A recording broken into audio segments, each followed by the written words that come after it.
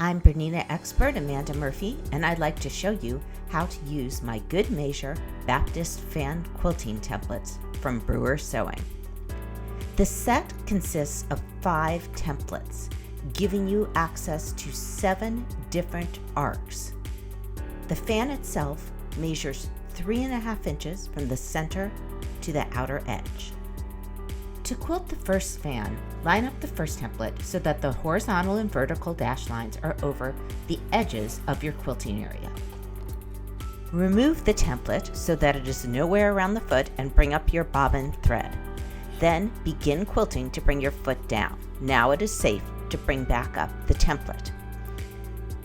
You will quilt from 1A over to 1B. I started off quilting with tiny stitches and I'm gradually increasing my stitch length and quilt into that little corner called 1B. You can clip the thread and then rotate the template around so that you see the 2A and 2B markings.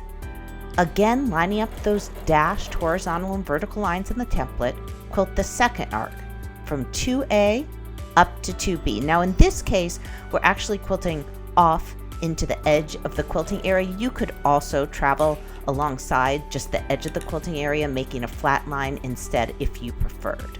So now we're using 3A and 3B.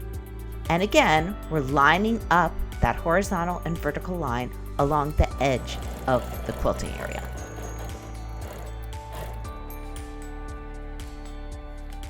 Next, 4A to 4B.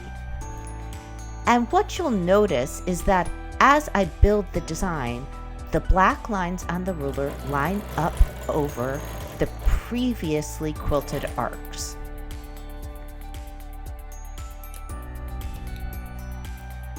Now 5A to 5B. So once again, everything should line up. If you're a stitch or two off, it's not a big deal. As you quilt, the quilt will draw in a little bit, and that might create a tiny discrepancy, but as long as they're in the general area, you should be fine. Now 6A to 6B.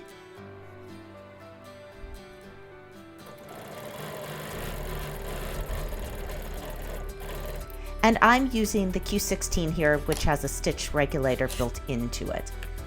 So I can go pretty fast. Now 7A to 7B, and then we're going to come back and finish this fan at 7C.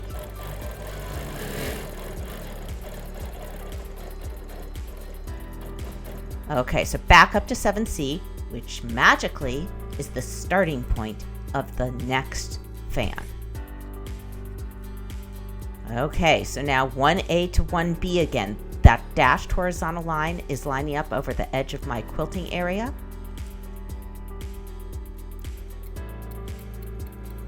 So a little curve down to 1B.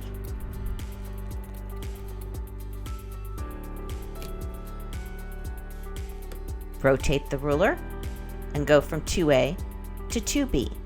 And you'll note that the lines on the top of the ruler are lining up over the previous Baptist fans.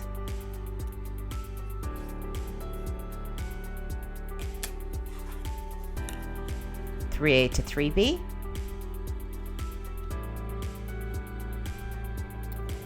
Now this time, just to show you an alternative for the bottom of the quilting area, I'm not going to quilt into that little divot. Instead, I'm going to quilt straight across the bottom of my quilting area, which in this case is the black drawn line you see, but it might well be the edge of your quilt top.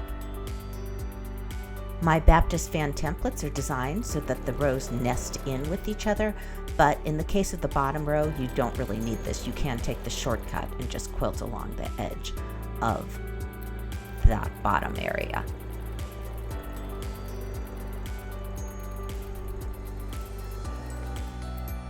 So here you can see the 2 options for the bottom row. On the left, I've quilted down off into the batting area, and on the right, I've stopped the quilting right at the edge of my quilt top or my quilting area. Now I'll quilt back up 6A to 6B again. And we'll finish this fan by quilting 7A to 7B to 7C, and you can see all those lines should line up over the previous quilting lines, but don't get too particular about it. If it's a little off, that is fine. That just happens naturally as your quilt draws in with more and more quilting. Back up to 7C, and you're at your starting point for the next fan. 1A to 1B again. Continue across until you've filled the entire row. Note that at the end of the row, you might have to quilt a partial Baptist fan, just like you see here. Because of the way Baptist fans overlap, you'll always quilt them from the left to the right. So I'll end my thread here, and then I'll start my next row on the left side of the quilting area.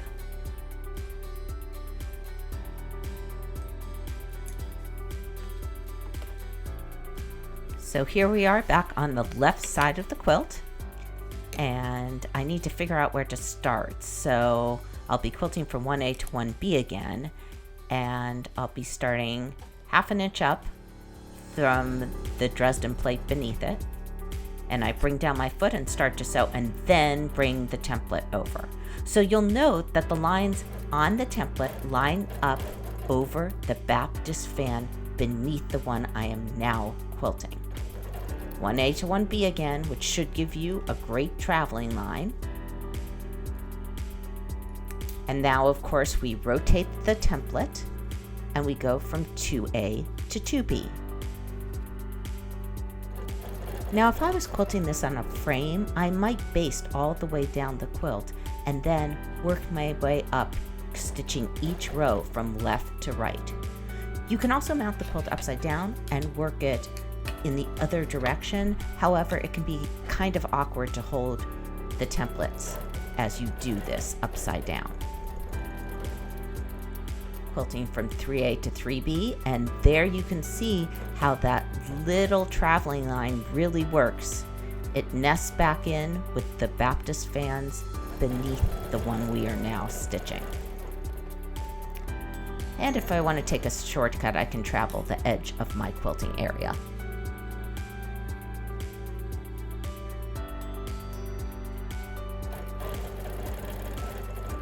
A to 5B, over my traveling line.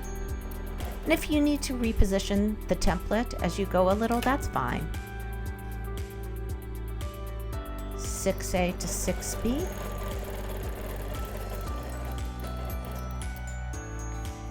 And finally 7A to 7B. And then, of course, to 7C.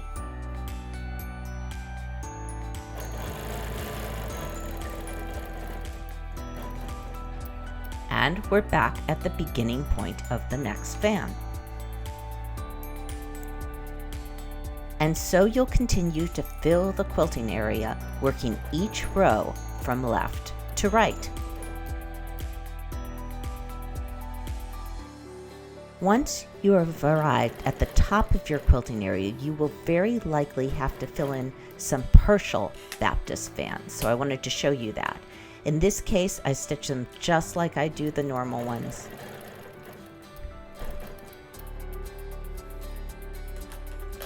From 1A to 1B, from 2A to 2B, using the design of the ruler to help me travel along my previous quilting until I've filled the entire row.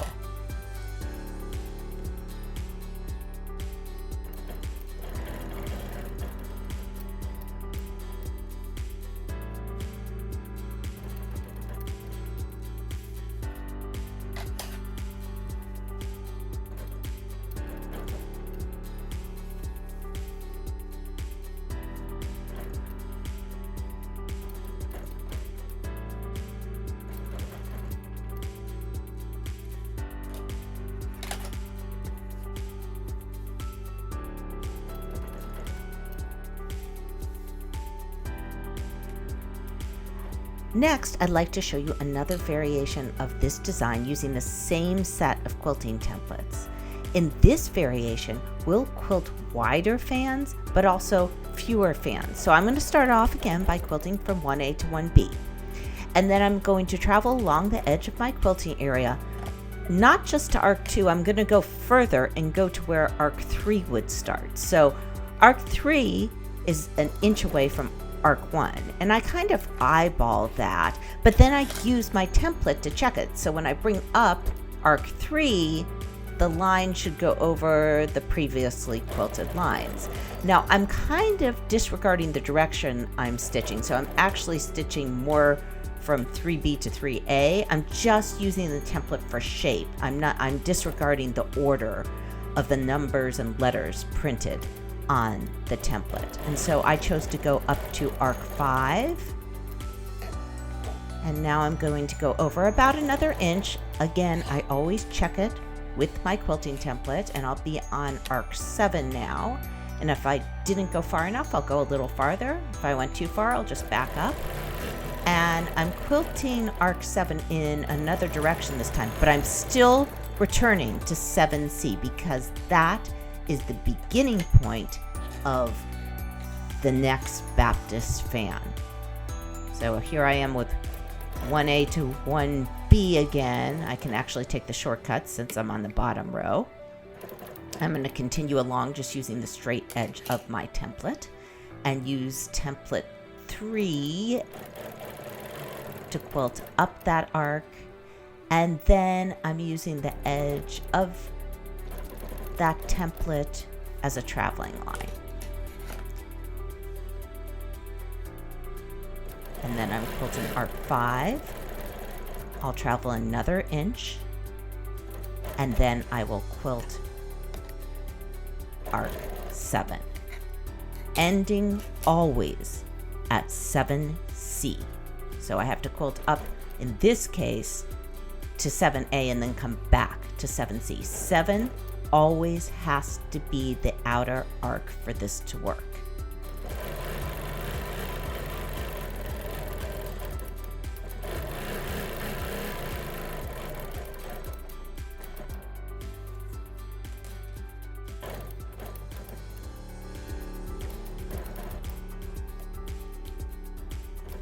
So let's see how we stitch this on the row above.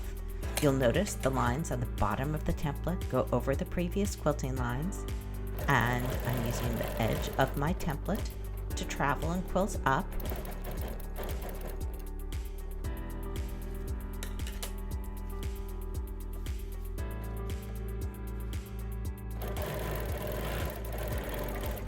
Using the edge of the template to travel again, and then shifting the template over so I have more traveling distance.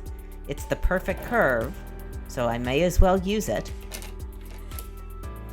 Then I have to remember I have to end at 7C to start at 1A again. Now I'm at the beginning point. Bring up 1A to 1B. And then again, I use the edge of the template to travel around that curve. Shifting the template so that I can stitch further along the edge of the Dresden plate underneath. Now I quilt arc number 3 and use the edge of this template to travel along the edge of the previous Baptist fan. Next, arc number 5. Looking at the lines on my template, and I quilt down to the bottom, and I travel over half an inch, then reposition the template to travel an additional half inch, and then switch to template 7. Again, for the lines to work like they were designed, arc 7 needs to always be the outermost arc on your Baptist fan. I hope you've enjoyed learning how to use my Baptist fan quilting templates. I can't wait to see what you make. Please join my Facebook group, Quilting with Amanda Murphy, and tag me on Instagram at Amanda Murphy Design.